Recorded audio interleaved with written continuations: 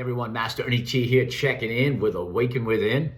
I hope you're having a great day. Thanks so much for all the subscriptions. And if you haven't, please subscribe, give me the like button, and hit those comments because I love those comments. It's a better way that I can serve you. Today is about story time. It's about the stories that I was in transition, because we all are. And this doesn't necessarily have to do with alcohol, but I'm going to use this one in my early days of my recovery and healing. And you know, nothing ever happens for no reason. Everything happens for a reason. There is no such thing as coincidence. Start thinking about that in your own life over the years. You know, there are synchronicities that happen. You kind of go, what was that all about? That was strange, right? And you start looking things a little bit different. You know, I became awake because I became conscious, because I started to get sober. And I started to look at things a little bit differently. And I really started to look at what can I be doing more for myself with this new life, with this new brain, with this new body, with this. I was so out of sorts, I can't tell you, I was just a mess. Still, even though I wasn't drinking. And I was searching for something inside, beyond the martial arts, or at least something in the martial arts that was more internal. And I'll never forget it. I still wasn't happy with myself, and I was training in my dojo in Bristol. And it's amazing in how the universe conspires in your benefit if you open up enough. And I was just kind of throwing my hands up again.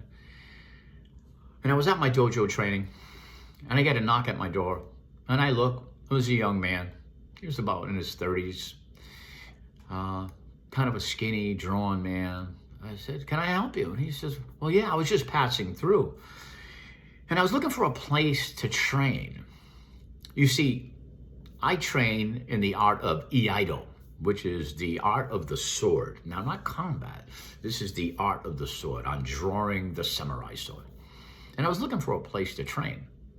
Now, in my day, I would have said, well, we don't do this here, and you got to find someplace else. You know, we were into hardcore stuff here, or whatever. And I'm going, wow.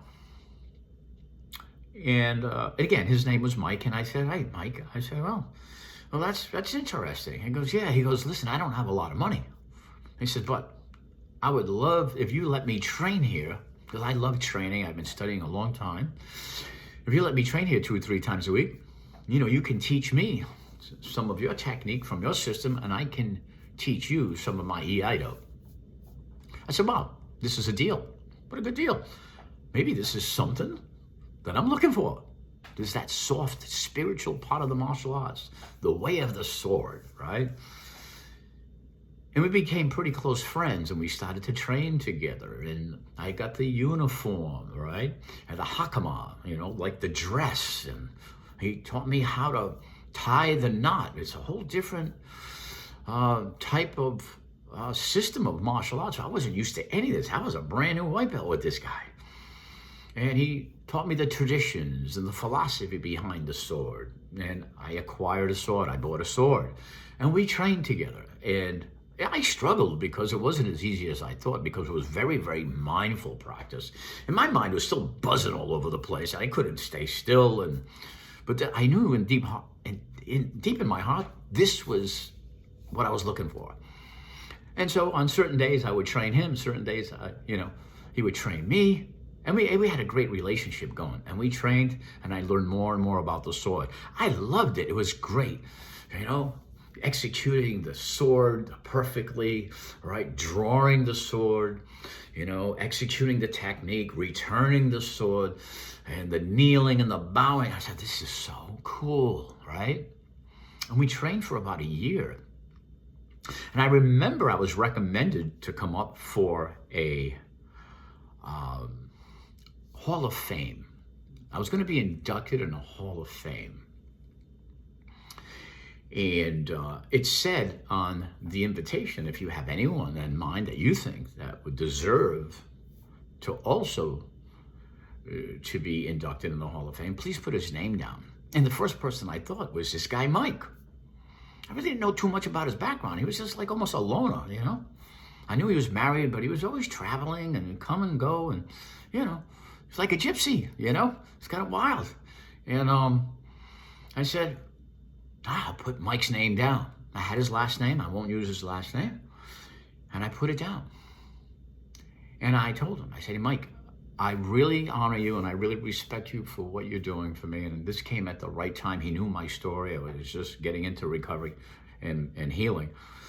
And I said, I just recommended you to be inducted in the Hall of Fame with me. I told him all the thing, and he was kind of taken back. He was a very honorable guy, very quiet guy, very shy guy. And he said, well, thank you, sir. Thank you. I said, this is when it's going to be. It's going to be a big thing. It's a black tie affair, and some big names are going to be there. So, oh, that's great. And he got the invitation. He told me he got the invitation. And we continued to train. It came to that day that we were going to show up at that event and we were going to get our award and be honored with this. And I went, and some of my students came to be there for me, and no Mike. Long story short, I never seen Mike again. Never seen him again. I tried to reach out. I couldn't find him. There was no address. There was no nothing.